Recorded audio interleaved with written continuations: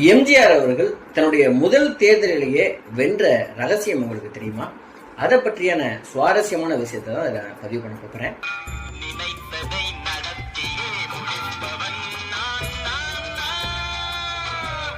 இது மிகப்பெரிய வரலாற்று தகவல். 1977ஆம் ஆண்டு நடந்து முடிந்த சட்டமன்ற தேர்தலில் எம்ஜிஆர் துவங்கிய அதிமுக தான் சந்தித்த முதல் தேர்தலிலேயே அபாரமான வெற்றியை பெற்றது.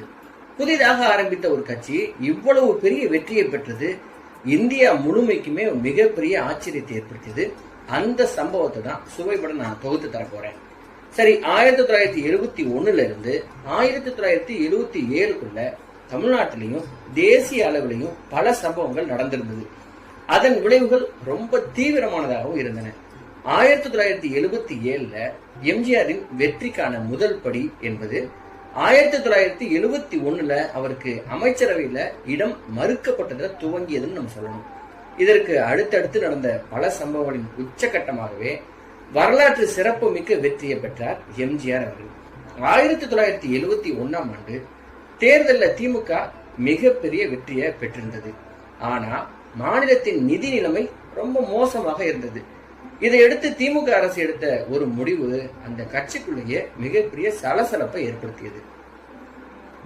அந்த தருணத்துல மதுவிலக்க அமல்படுத்தும் மாநிலங்களுக்கு மத்திய அரசு சிறப்பு உதவித்தொகையை வழங்க முடிவெடுத்தது.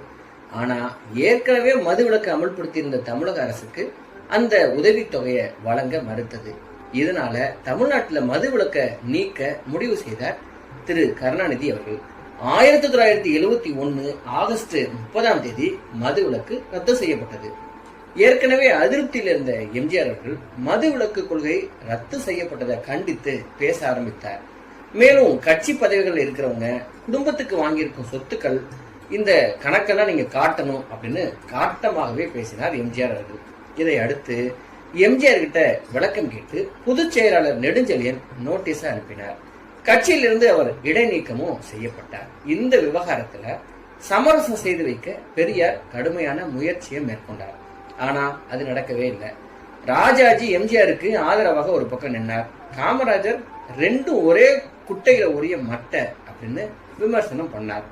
முடிவுல 1972 அக்டோபர் 18 அண்ணா திராவிட முன்னேற்ற கழகம் அப்படிங்கிற பேர்ல புதிய கட்சியை துவங்கினார் எம்ஜிஆர் அவர்கள். திமுக அமைச்சர்கள் மீது ஊழல் குற்றச்சாட்டுகள் அடங்கிய புகார ஆளுநரிடமும் குடியரசுத் தலைவரிடமும் அளித்தார் திரு எம்ஜிஆர் அவர்கள். திண்டுக்கல்ல நடந்த இடைத்தேர்தலில் அதிமுக வேட்பாளர் மாயத்தேவர் மிகப்பெரிய வெற்றி பெற திமுகவின் வேட்பாளரான பொன் முத்துராமலிங்கம்